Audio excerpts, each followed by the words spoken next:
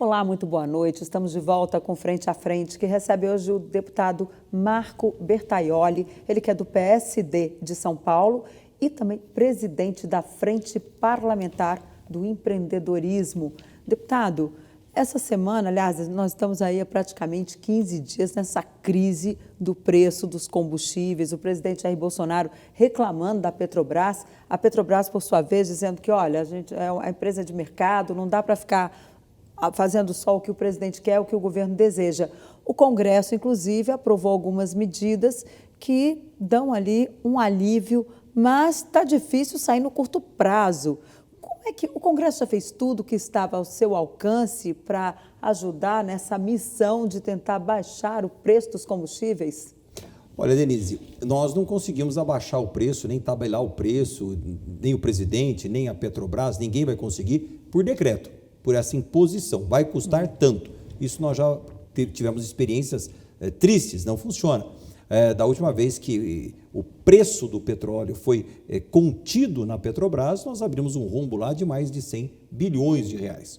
Mas nós precisamos entender essa conjuntura do petróleo um pouquinho mais a fundo para chegarmos à conclusão.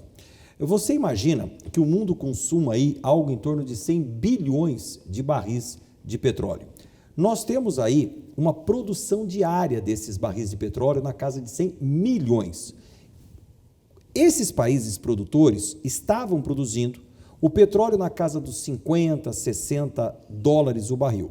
Vem a pandemia, despenca essa produção diária de 100 milhões para 20 milhões e o preço despenca, vai para a casa dos 20 dólares o barril. A pandemia passa, a atividade econômica começa a retornar, portanto, os países produtores de petróleo que derrubaram a sua produção e o preço despencou, voltam a produzir. Só que como a economia volta, a produção de barril não acompanha e os preços começam a subir. Até hoje, 2 anos e meio após praticamente a pandemia, nós já reaquecemos a necessidade, a demanda por 100 milhões de barris de petróleo dia. Eu estou aqui arredondando para a gente poder entender. Só que não tem essa produção ainda. Só que a produção não acompanhou. Agora, e as reservas também não tem. As reservas até existem, elas que estão bancando a diferença hoje, Zé Maria. Mas por que esses países, não, inclusive os Estados Unidos, não estão produzindo? Porque é óbvio que eles estão alimentando esta inflação no preço. Para poder recuperar o que não ganharam durante a pandemia. Para ganhar, quer dizer, por que eu vou vender o meu barril de petróleo? No transporte. Né? Por que eu vou vender o meu barril de petróleo a 50 dólares se eu posso vender a 100? Então, há uma pressão inflacionária dos maiores produtores de petróleo do mundo que estão concentrados na mão de 4 grandes empresas multinacionais. Primeiro ponto, subiu em dólar. Quando esse petróleo chega no Brasil, nós temos um segundo problema, o dólar caro.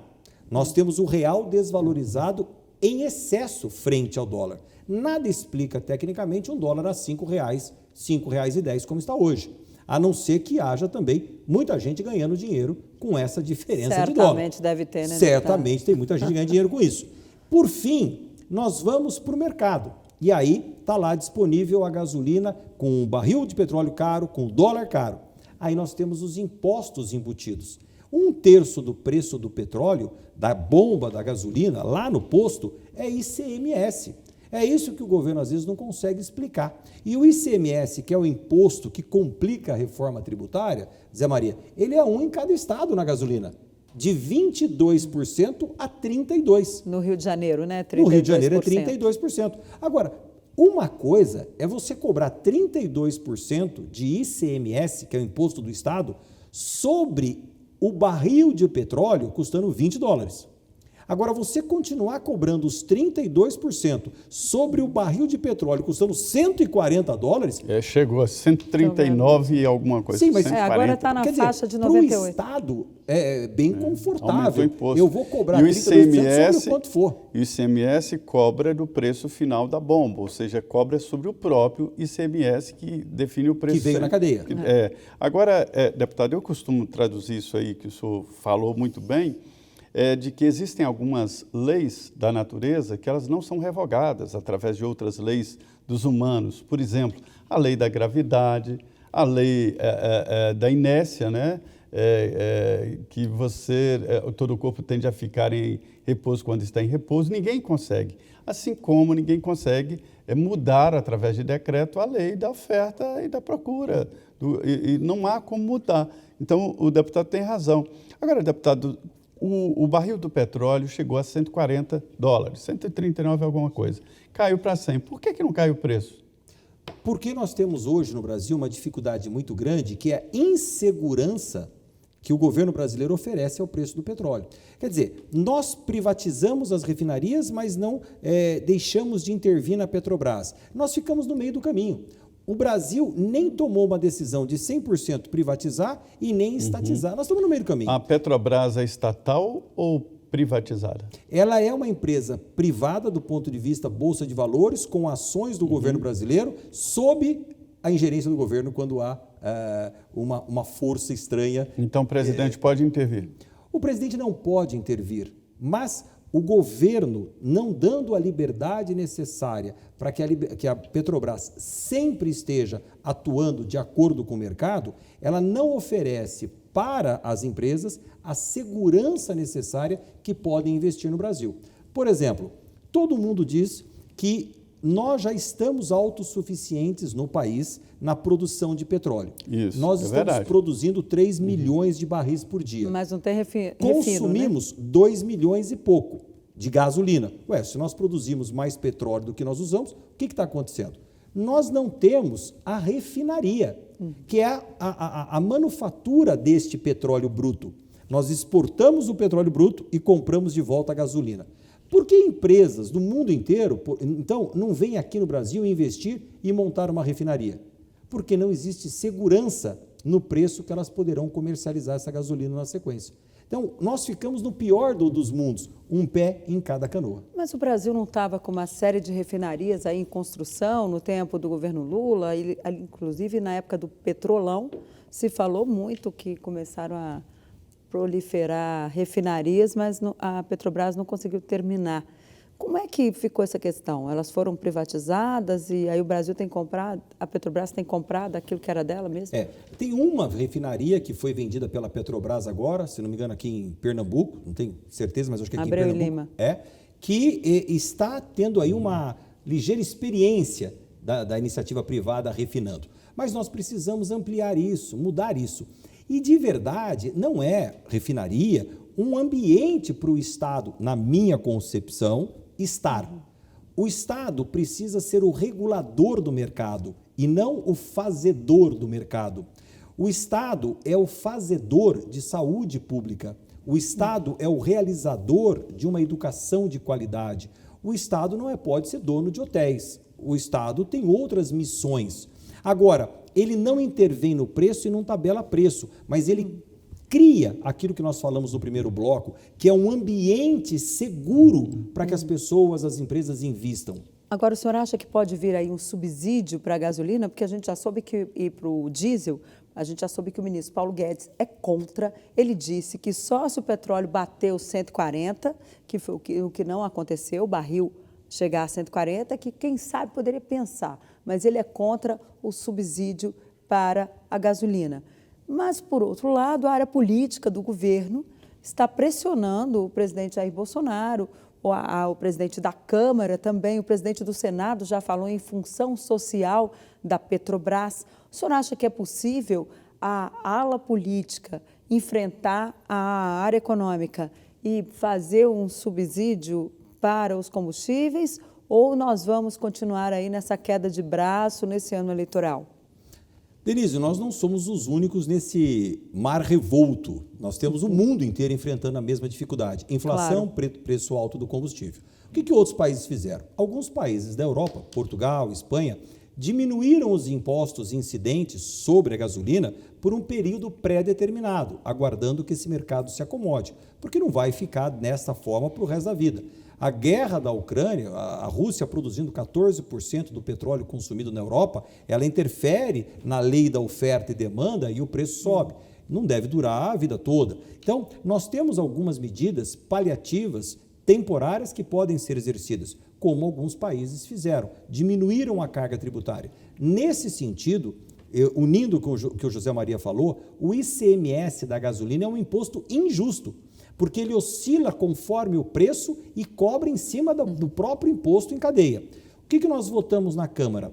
Que o ICMS sobre a gasolina, nós não podemos dirimir sobre a alíquota, é uma prerrogativa do Estado, mas nós podemos dizer o seguinte, não será mais cobrado na bomba, ele será pré-fixado por uma média do que foi cobrado naqueles últimos 24 meses, para que o imposto não oscile como o preço do barril de petróleo.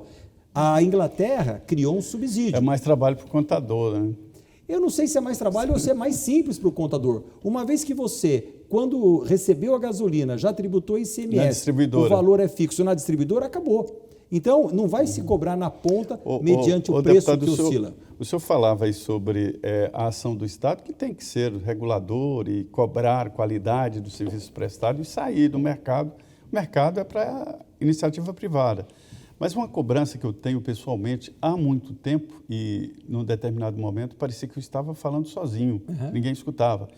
As agências reguladoras no Brasil, as agências são um ponto-chave desta qualidade de serviço em todos os setores. Elas não funcionam, né? A gente vê lá em Brumadinho, aquela barragem se rompeu, na minha opinião, por culpa da agência reguladora que não foi investigar e não detectou a dificuldade da Vale. Da mesma forma, se você anda num ônibus com carroceria de caminhão e sem a qualidade, porque a agência reguladora não cobra qualidade. E é assim no setor mineral, em todos os setores. A Anvisa talvez seja a agência reguladora que melhor controla a qualidade. Por que as agências reguladoras caíram vamos dizer, nesse buraco esquisito? A Anvisa, que fez um trabalho fantástico nesses 2 anos em relação principalmente às Tem vacinas, qualidade. Estava sob pressão até esses dias. As agências ficam sob pressão. Muitas delas sob pressão da empresa privada, querendo acelerar. Foram aparelhadas, né? Isso. Elas foram aparelhadas ao longo do tempo. Agora, a agência, para funcionar, ela precisa estar, primeiro, completa no seu quadro de servidores, completa na sua estrutura de trabalho, autônoma e responsabilizada por qualquer má conduta. Agora, é preciso deixar clara as regras de cada uma das agências. Agora, criar a agência por criar e não dar a ela as condições operacionais, aí a gente vai estar fingindo que tem uma estrutura para fiscalizar e não temos a execução dessa fiscalização. A agência mineral disse que tinha um fiscal. Pois é exatamente isso. Então, nós precisamos dar autonomia, liberdade, responsabilizar quando for o caso, mas regras claras, transparentes. Deixa eu lhe dizer uma outra coisa. No ambiente de negócios, a legislação que nós fizemos, nós colocamos uma legislação muito clara que vai ajudar as agências e o governo. Qual é? Todas as normas que possam originar multas e infrações precisam ser objetivas. A hora que essa legislação for regulada, e nós aprovamos na Câmara e no Senado, do PROCON à Anatel, todas que fiscalizem o autuam, precisam pegar as suas normas de fiscalização, transcrevê-las para normas objetivas, que sejam claras, que qualquer um entenda, e aí eles fiscalizem. Qual é a grande dificuldade dessas fiscalizações hoje? A maioria delas são subjetivas, sob a interpretação daquele que fiscaliza, daquele que autua ou aquele que executa. Nós precisamos deixar as regras absolutamente transparentes, claras de serem executadas. Agora, como é que o senhor vê o papel da ANP? Porque eu soube que a Frente do Empreendedorismo teve uma reunião, mas foi com o Instituto de Petróleo e Gás e não com a ANP. Por que a ANP também não está lá para se explicar na Câmara dos Deputados, tentar ver o papel dela nesse quadro de crise aí dos combustíveis? É até uma boa sugestão, nós chamarmos lá a ANP para ouvi-los na nossa frente parlamentar. Mas, nesse caso específico... ninguém nem ouve falar de ANP numa crise dessa. Mas, nesse caso específico, o objetivo era muito mais entender a composição do preço da gasolina e quais as alíquotas incidentes sobre o litro da gasolina. Então, o Petróleo e Gás, a Instituto de Petróleo e Gás, eram muito mais preparados, estavam lá analisando Por mais preparados o mundo. que a própria agência, o Zé Maria tem razão quando diz que as agências estão aí com esse preparados papel. Não, mas tem salários bons, salários ótimos, diretor, Não no preparados mandato. na qualidade, estavam preparados naquele dia para fazer uma explanação a todos os deputados que iriam discutir este assunto no período da tarde, da composição dos preços. E eles foram muito didáticos nessa exposição, a ponto de tirar da mente de todos os parlamentares, inclusive da minha, que um valor de compensação é quase inviável no Brasil hoje, pelo valor que deveria ser dispensado para garantir uma estabilização no preço do combustível. Deputado, através de legislação é possível, vamos dizer, equilibrar ou reduzir os efeitos da guerra sobre o petróleo? A situação não é boa, não, deputado. O presidente Jair Bolsonaro disse que a gasolina é impagável e está impagável. Neste momento, tem muita gente que gasta mais indo trabalhar do que deveria, né? Alguns estão sufocados aí. A grande dificuldade nossa do governo hoje, em relação, inclusive, e afeta diretamente as eleições, não é essa questão toda que nós estamos discutindo pontual. É como chega para os nossos consumidores. Então, o problema não é o mercado, é o supermercado. E faz parte do supermercado aqui o que você está falando, que é o preço do combustível. Não dá para imaginar um litro de gasolina a R$8. Vai chegar a 10, já em alguns tem estados mais do que isso, né? Então, nós estamos acarretando esse preço em absolutamente tudo. Muitas pessoas, às vezes, imaginam que nós estamos falando só de quem para o seu carro no posto para abastecer.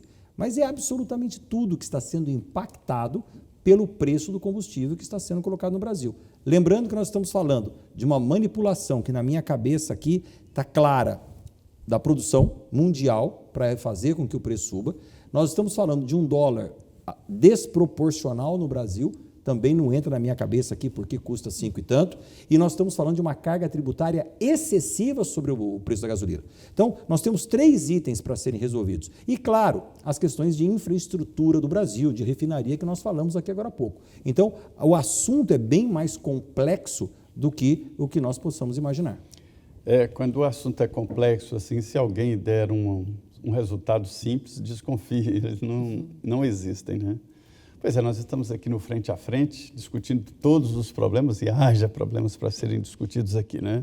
Nós vamos agora um intervalo de 2 minutos, em seguida voltamos.